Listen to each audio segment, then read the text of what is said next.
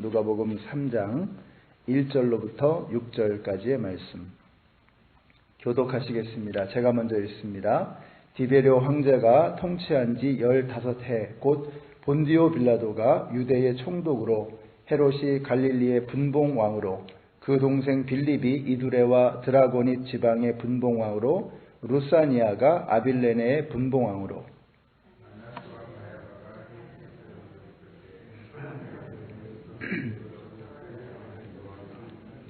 요한이 요단강 부근 각처에 와서 제사함을 받게 하는 회개의 세례를 전파하니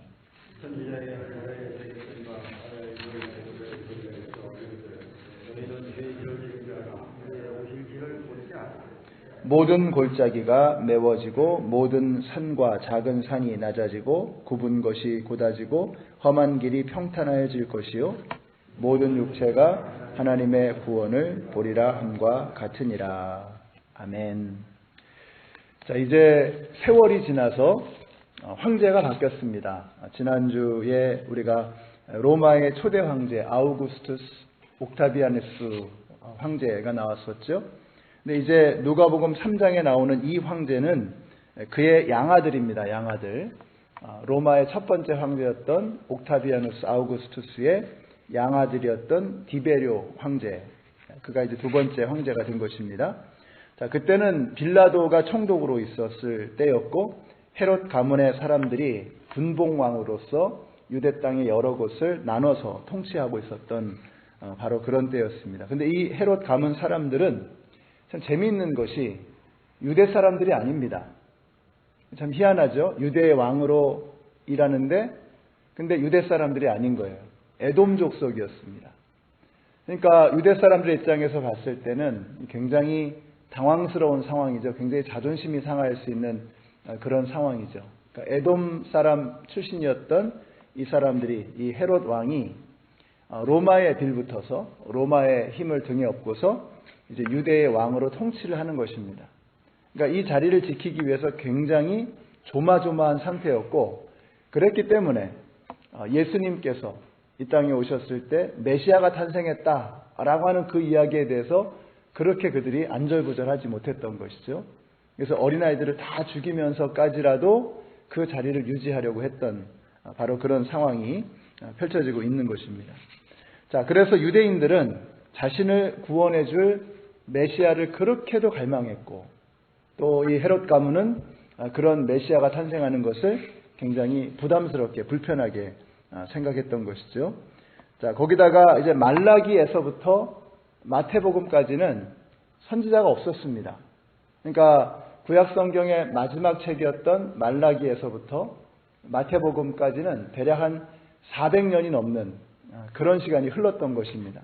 그러니까 성경에서는 한 페이지만 넘기면 바로 말라기 다음에 마태복음이 나오지만 실질적으로 그 역사는 400년 이상 가는 참으로 길고 지루한 너무나 고통스러웠던 그런 시기인 거죠.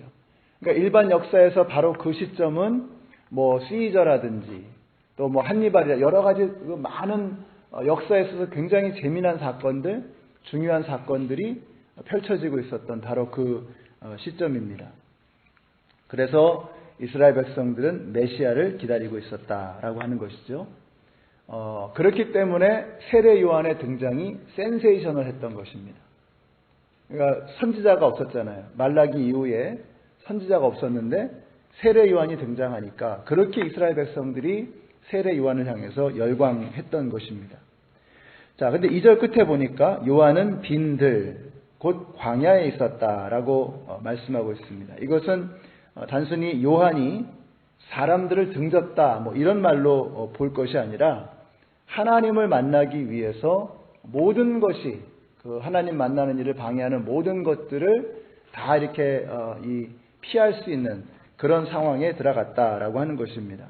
그래서 빈들에서 세례 요한은 오직 하나님만을 만나기 위해서 갈망하고 있었던 것이죠. 그래서 빈들에서 활동을 했다라고 말씀하고 있습니다. 제가 이 빈들에서 세례 요한이 있었다라고 하는 이 말씀을 묵상하면서 바로 이 시간이 생각이 났습니다. 우리가 새벽에 나와서 이렇게 찬양하고 말씀 듣고 기도하는 이 시간이 바로 빈들이 아닐까.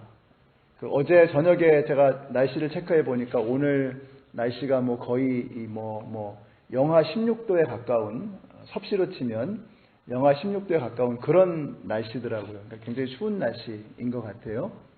근데 이렇게 추운 날씨에도 불구하고 여러분들이 이렇게 아침에 오셔서 하나님 앞에 기도하고 찬양하고 말씀을 듣는 이런 시간을 갖는다는 것은 우리에게 무엇을 의미하는가? 저는 우리가 하나님을 오롯이 만날 수 있는, 세상의 어떤 것에도 방해받지 않고 하나님과 내가 만날 수 있는 빈들이다, 이런 생각이 들었습니다. 여러분, 새벽 예배가 무엇을 의미할까? 저는 이렇게 생각합니다. 우리가 세상 사람들을 만나기 전에 먼저 하나님을 만나자는 것이죠. 이제 하루가 시작이 되면 일이 많습니다. 얼마나 바쁘고 분주하겠어요. 그러니까 세상의 일들을 만나기 전에 하나님의 말씀을 대하고 세상의 사람들을 만나기 전에 하나님을 먼저 만나겠다는 거죠. 그래서 새벽이 중요합니다. 우리 여기 계시는 우리 새벽 기도회를 사모하시는 여러분들이 이 새벽 예배의 의미를 먼저 좀 깊이 되새기시고, 이 새벽 기도회가 정말로 기도하는 시간이 되고 내가 사람들 만나기 전에 먼저 하나님 만나고 세상의 여러 가지 일들을 대하기 전에 말씀을 대하는 나만의 빈들이다, 이렇게 생각하시고 이 시간을 귀하게 여기게 되시기를 바랍니다. 우리 교회는 보면 이 새벽에 아마 멀리서들 오실 것 같아요. 꽤 먼 거리들에 사시기 때문에. 그러니까 여러분들이 여기 오실 때는 굉장한 정성을 기울이고 계시는 것입니다. 그러니까 이 자리가 얼마나 소중한 자리인가.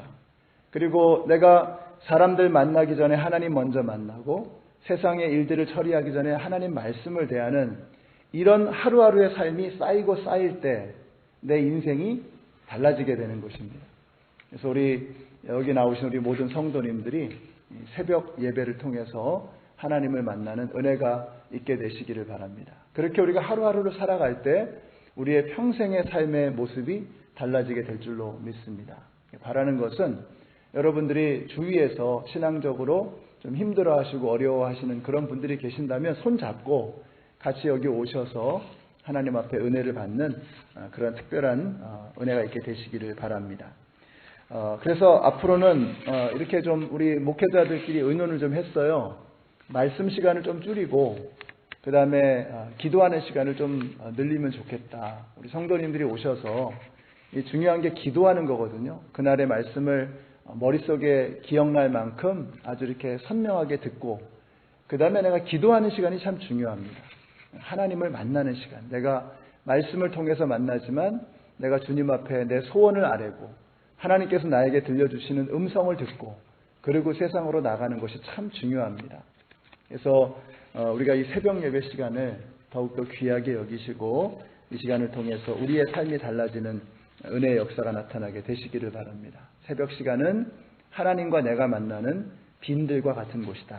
기억해 주시기 바랍니다. 자, 4절에 보니까 세례 요한은 광야에서 외치는 소리다, 이렇게 말씀합니다. 소리라고 하는 것은 형체가 없습니다. 자신의 역할을 다하면 흔적도 없이 사라지는 게 소리입니다. 그러니까 기능은 있는데 이 형체는 남아있지 않는 것, 이것이 바로 소리이죠. 세례 요한이 바로 그런 존재라고 고백하는 것입니다. 그래서 이 사람이 예수님 앞에서 이렇게 말하죠. 그는 흥하여야 하겠고 나는 쇠하여야 하리라. 그러니까 예수님을 높이는 일을 위해서 내가 자기의 힘을 다하지만 그러나 내 존재는 사라져버리는 소리와 같은 그런 사람, 그것이 바로 세례 요한이었습니다. 얼마나 멋있는지 모르겠어요. 우리 연합장로교회 성도님들이 그런 분들이, 그런 마음 자세로 살아가시는 그런 분들이 되시기를 바랍니다. 내가 주님을 높이리라. 나를 드러내는 것이 아니라 내가 내 이름을 날리는 것이 아니라 주님을 높이리라.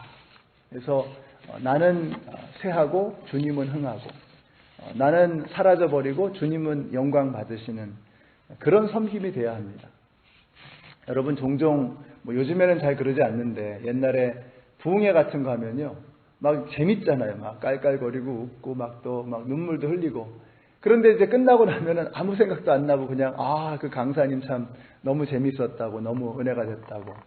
근데 예수님 생각 안 나는 거예요. 그러면 잘못된 거죠. 우리는 그냥 목사도 그렇고 이 앞에 서는 사람은 그냥 단순히 스피커 같은 겁니다. 스피커. 스피커는 그냥 이렇게 소리를 내보내는 기능을 하는 거죠.